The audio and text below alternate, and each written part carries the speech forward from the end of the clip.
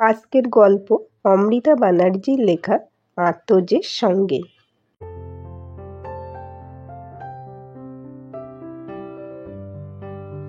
Harry, একজন ভালো made জোগাড় করো। মম একা কত দিক সামলাবে? নতুন জায়গা, এখানকার ভাষা বুঝি না, তাই একটু সময় লাগছে। I understand. কিন্তু তুমিও ভাবো, মমের তো বয়স বাড়ছে। আগে আমি হেল্প করতে পারতাম, কিন্তু এখন আমার শরীরের জন্য মম কোনো কাজ করতে দেয় না। জায়গাটি শহরের বাইরে হওয়ায় আরও সমস্যা হয়েছে। সব জরুরি জিনিসও পাওয়া যায় না। আমি অফিসে থাকলে মমের পক্ষে অত দূর গিয়ে জিনিস আনা সমস্যা। এমন একজনকে কাজে রাখতে হবে যে ঘরের সঙ্গে দরকার হলে বাইরের কাজেও সাহায্য করতে পারবে। তোরা আবার সকালবেলা আমায় নিয়ে চিন্তা করছিস কেন?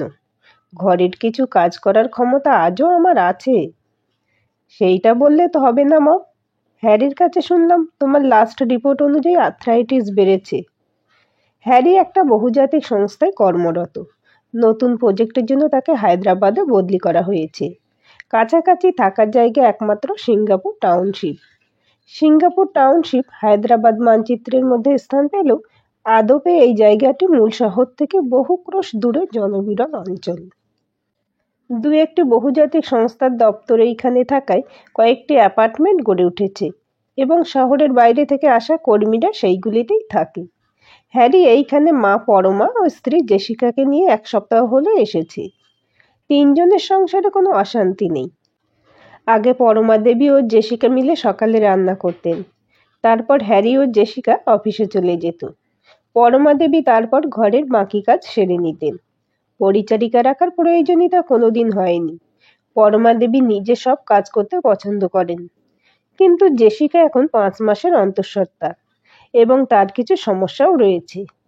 ডাক্তারের পরামর্শ অনুযায়ী জেসিকা এখন বেড রেস্টে আছে। তাই নতুন পরিচারিকার সন্ধান শুরু হয়েছে। ছেলে বৌমা দুজনেই পরমা দেবীর উপর একটি আঁচড়ও সহ্য করতে পারে না। জেসিকা তো এখন হ্যারি থেকে বেশি আপন হয়ে উঠেছে। সারাদিন মম কি খাবে, মমের শরীর ঠিক আছে কিনা এই চিন্তায় পাগল। বুঝলি বউ, খাসির মাংস এনেছি, বেশ কষিয়ে রাঁধিস। আজ হঠাৎ মাংস? গত সপ্তাহের ওভারটাইমে টাকা পেয়েছি। মালিক বলেছে সামনের মাস থেকে বেতন বাড়বে। সামনের মাসে তো আমাদের বাচ্চা আসবে। ওই বাচ্চা আমাদের ভাগ্য হয়ে আসছে গো। হ্যাঁ রে, আমাদের বাচ্চা খুব শুভ। দেখবি ওকে আমি রাজার মতো বড় করব। ছেলে হলে নাম রাখবো রাজা, আর মেয়ে হলে রানী। ষোড়শী ফুলির চোখে হাজারো স্বপ্ন। অভাবের সংসারে জন্ম তার। বাবার পান দোকান আর মা লোকের বাড়ি ঠিকই ঝিয়ের কাজ করে। বাড়িতে 8 ভাই বোন। পাড়ার এক জনদরদি মাস্টারমশাইয়ের কাছে অক্ষর জ্ঞান শুরু হয়েছিল ফুলির। কাগজ পেন্সিল হাতে নিয়ে আঁকিমুখি কাটতে কাটতে স্বপ্ন বুনতে বেশ ভালো লাগতো ফুলির। কিন্তু কবির ভাষায় ঘরেতে অভাব। পৃথিবীটা তাই মনে হয় কালো ধোঁয়া। অভাবের সংসারে স্বপ্ন দেখা মানা। মা সঙ্গে করে নিয়ে গেল ঠিকই ঝিয়ের কাজে। পেন্সিলের জায়গায় হাতে উঠল ঝাঁটা আর এঁটো বাসন। লোকের বাড়ি কাজ করতে গিয়ে ফুলি দেখতো তার সমবয়সী বাচ্চারা রং বেরঙের ছবি আঁকা বই আর টিভিতে পুতুলের মতো কথা বলা কার্টুন নিয়ে ব্যস্ত। ফুলির হাতে তখন ওইসব বাচ্চাদের ছোট ছোট ভাই বোনেদের নোংরা কাঁথা। এই বৈষম্যের কারণ বুঝতে পারেনি ফুলির শিশুমন। মা বলেছিল ভবিতব্য মেনে নিতে হয়। ভবিতব্য মেনে পথ চলতে চলতে কয়েক বছর কেটে যায়। শৈশব ছেড়ে ফুলি পদার্পণ করে কৈশোরে। তার শরীরে লাগে নারীত্বের ছোঁয়া। মামার বাড়ি বেড়াতে গিয়ে আলাপ হয় বয়সে বছর 5 বড় রতনের সঙ্গে। নতুন নারীত্বের ছোঁয়া লাগা মন পুরুষ সঙ্গ উপভোগ করে। পরিবারের লোকও ঘাট থেকে বোঝা নামানোর সুবর্ণ সুযোগ পেয়ে যায়। চতুর্দশী ফুলি হয়ে যায় রতনের গৃহিণী। বিয়ের পরে ফুলির জীবন কানায় কানায় পূর্ণ হয়ে ওঠে। রতন একটি কাঠের কারখানায় কাজ করে।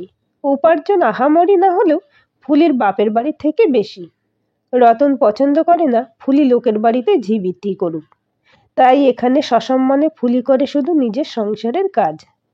জন্মস্তক সে দেখে এসেছে নেশাগ্রস্ত বাবা রোজ রাতে মায়ের উপর অত্যাচার করে। কিন্তু রতন ফুলির সঙ্গে কোনোদিন জোরে কথাও বলে না। ফুলি অন্তঃসত্ত্বা জানার পর থেকে তো রতন রীতিমতো ফুলির সেবা করে। মাত্র আর 1 মাসের অপেক্ষা। তাদের সন্তান আসবে। নিজের সব অদেখা স্বপ্ন ভরে দেবে ফুলির সন্তানের চোখে। 3 মাসে হায়দ্রাবাদে মন বসে গেছে পরমা দেবী ও তার পরিবারের। হ্যারি বেশিরভাগ সময় অফিসের কাজে ব্যস্ত। জেসিকার শরীর আগে থেকে অনেকটা ভালো। হ্যারি অফিসে বেরিয়ে গেলে শাশুড়ি বৌমা মিলে প্রাণ খুলে গল্প করে আর সিনেমা দেখে। লক্ষ্মী নামের এক পরিচারিকা নিয়োগ করেছে হ্যারি। এখন আর বেশি কাজ করতে হয় না পরমা দেবীকে। মম, জেসিকার কয়েকদিন ধরে গালৌটি কাবাব খেতে ইচ্ছে করছে। নেকলেস রোডে তানসেন রেস্টুরেন্টে দারুণ গালৌটি কাবাব পাওয়া যায়। পরশু 25 খুব ভিড় হবে, তাই ভাবছি কাল সবাই মিলে তানসেনে ঘুরে আসি। জেসিকাকে নিয়ে এই সময় ভিড়ে যাবি? দুপুরে যাব, তখন ভিড় থাকে না। ক্যাব বুক করে নেব। ঠিক আছে, তোরা যা।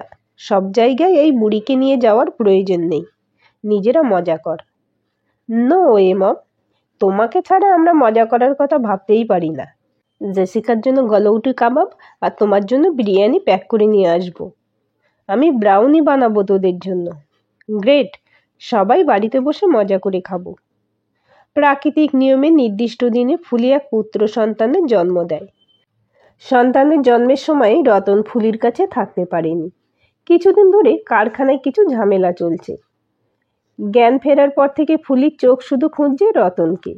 একদিন পরে রতন ফেরে, বিধ্বস্ত চেহারা, আঘাতের কারণে মাথায় ব্যান্ডেজ।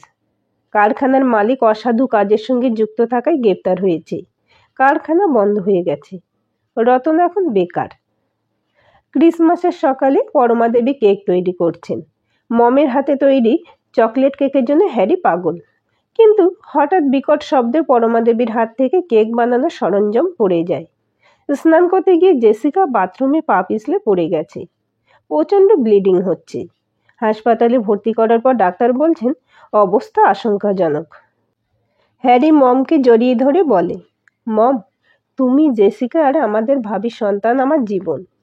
আজ আমি গডের কাছে প্রার্থনা করেছিলাম, তার বদলে গড আমার থেকে জেসিকাকে কেড়ে নেবে। জীবিকা হারানোর পর থেকে রতনের চরিত্রে আসা অদ্ভুত পরিবর্তন। নিজের সন্তানকে সে মনে করে অশুভ শত্রু, কিন্তু মায়ের মন সন্তানের সঙ্গে অশুভ শব্দ সহ্য করতে পারে না। নিজের সন্তানের প্রতি রতনের শত্রুসুলভ আচরণে ফুলির মনে সেল বাঁধে। অবসাদগ্রস্ত রতন নতুন কাজের চেষ্টা করার জায়গায় বৎ সঙ্গে মিশতে শুরু করে। এদিকে ঘরের ভাড়া তখন শূন্য। সংসারের প্রয়োজনে ফুলি আবার শুরু করে ঠিকে ঝিয়ের কাজ। 5 বাড়িতে ঠিকে ঝিয়ের কাজ করে সংসার চালায় ফুলি। তার সন্তান রাজাও বড় হতে থাকে। রাজাকে স্কুলে ভর্তি করেছে ফুলি। রতনের অধঃপতন ততদিনে চূড়ান্ত রূপ ধারণ করেছে। সারাদিন বিভিন্ন ধরনের নেশা করে ফুলির কষ্টার্জিত উপার্জন ছিনিয়ে নিতে চায়। প্রতিবাদ করলে চলে শারীরিক নির্যাতন। তবুও ফুলি স্বপ্ন দেখে রাজাকে সে 10 জনের একজন বানাবে। পাশের বাড়ির কমলার কাছে শোনে এক ধনী ব্যক্তি তার শিশুপুত্রের রক্ষণাবেক্ষণের জন্য একজন পরিচারিকা খুঁজছেন। মোটা অঙ্কের বেতন। ফুলি এই সুযোগ হাতছাড়া করতে নারাজ। বেশি উপার্জন হলে রাজার শিক্ষায় কোনো বাধা আসবে না। কমলার সাহায্যে ডেনহাম সাহেবের বাড়িতে কাজ পেয়ে যায় ফুলি। স্যার ডেনহাম ও তার স্ত্রী ক্যাথরিন দিনে নিজ নিজ কর্মজীবনে ব্যস্ত। রাতে কাটে ওনাদের পার্টি ক্লাব নিয়ে। মধ্যরাতে মদ্যপ অবস্থায় বাড়ি ফেরেন। 5 বছরের শিশুপুত্র অধীর আগ্রহে অপেক্ষা করে থাকে বাবা মায়ের জন্য, কিন্তু কোনোদিন তার সেই স্পর্শ পাওয়ার সৌভাগ্য হয় না। সন্তানের প্রতি এরূপ বিরূপ আচরণ দেখে জীবিকাহীন রতন ও ধনী ডেনহামের মধ্যে পার্থক্য বুঝতে পারে না ফুলি। স্নেহের কাঙাল শিশু ফুলির মমতাময়ী স্পর্শে তাকে খুব শীঘ্র আপন করে নেয়। উপার্জনের জন্য ফুলিকে বেশিরভাগ সময় ডেনহামের বাড়িতে থাকতে হয়। মাঝে মধ্যে রাতেও ফিরতে পারে না। সেই সুযোগে ফুলির অজান্তে রতনের পদাঙ্ক অনুসরণ করে রাজাও মিশতে শুরু করে বৎ সঙ্গে। ফুলি যখন জানতে পারে তখন অনেক দেরি হয়ে গেছে। 10 বছরের রাজা স্কুলের কিছু বড় ছাত্রদের সঙ্গে মিলে শিক্ষকের মাথায় পাথর মেরে নিরুদ্দেশ। অনেক চেষ্টা করেও ফুলি জানতে পারেনি তার নারী ছেঁড়ার ধনের ঠিকানা। সর্বস্ব ত্যাগ করে আত্মহত্যা করার কথা ভাবে ফুলি, কিন্তু চোখের সামনে ভেসে ওঠে ডেনহাম সাহেবের লাঞ্ছিত সন্তানের করুণ মুখ। যে ঘুমের মধ্যে ফুলির আঁচলকে নিজের মায়ের স্পর্শ ভেবে মম বলে জড়িয়ে ধরে। আত্মাহুতি দিতে পারে না ফুলি, ফিরে যায় শিশুটির কাছে। ইতিমধ্যে ডেনহাম সাহেব ও ক্যাথরিনের বিবাহ বিচ্ছেদ ঘটেছে। ক্যাথরিন খুঁজে পেয়েছে তার নতুন সঙ্গী। নতুন জীবনে সে পুরনো জীবনের কোনো ছায়া চায় না, তাই সে সন্তানের দায়ভার প্রত্যাখ্যান করেছে। ডেনহাম সাহেব হয়ে উঠেছেন চরম উচ্ছৃঙ্খল। একদিন বাবার কাছে শিশুসুলভ কিছু জেদ করায় মদ্যপ অবস্থায় নিজের সন্তানকে চরম মারধর করেন ডেনহাম। তারপর নেশার ঘরে গাড়ি চালাতে গিয়ে অ্যাক্সিডেন্ট ঘটান। তখন বাবার অত্যাচারের ফলে ছোট্ট হ্যারির ধুম জ্বর। ফুলি জানত হ্যারির কোনো দাবিদার নেই। ক্যাথরিন নতুন সঙ্গী নিয়ে বিদেশে। এই দেশে সে আর ফিরবে না। পিতামাতা দ্বারা পরিত্যক্ত সন্তানের ভার কোনো আত্মীয় নেয় না।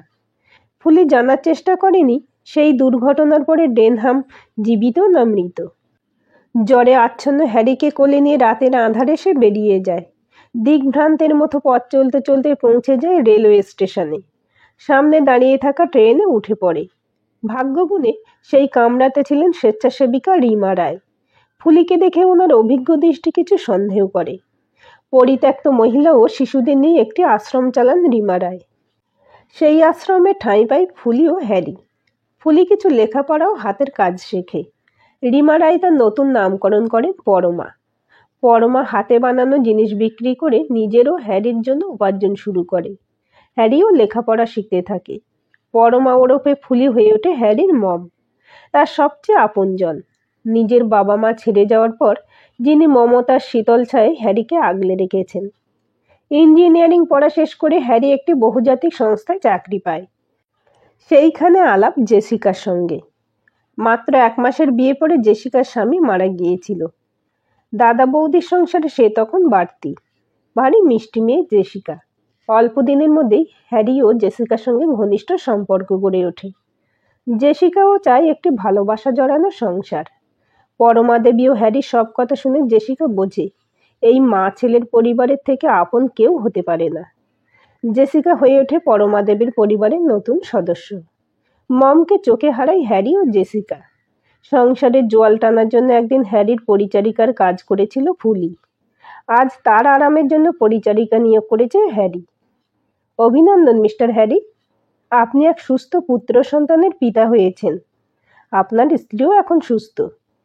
ডাক্তারের বলা সুখবরটি শুনে মমকে আলিঙ্গন করে হ্যারি। মা ছেলে দুজনের চোখেই আনন্দশ্রু। আত্মার সঙ্গে যার সম্পর্ক সেই আত্মজ। পরমা দেবী ওরফে ফুলির আপন গর্ভজাত রাজা স্মৃতির পাতায় বিস্মৃত।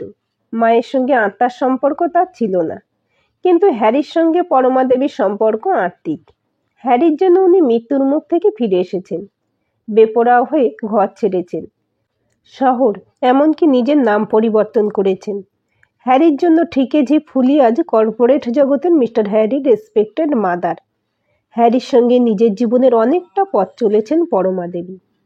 পেয়েছেন অভাবনীয় অনেক উপহার। আজ বড়দিনে প্রভু যিশুর কৃপায় আত্মজকে বুকে নিয়ে নতুন যাত্রা শুরু। আজকের গল্পটি আপনাদের কেমন লাগলো কমেন্ট করে জানাবেন।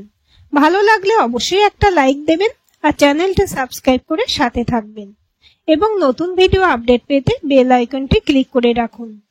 গল্পটি প্রিয়জনদের সাথে শেয়ারও করতে পারেন।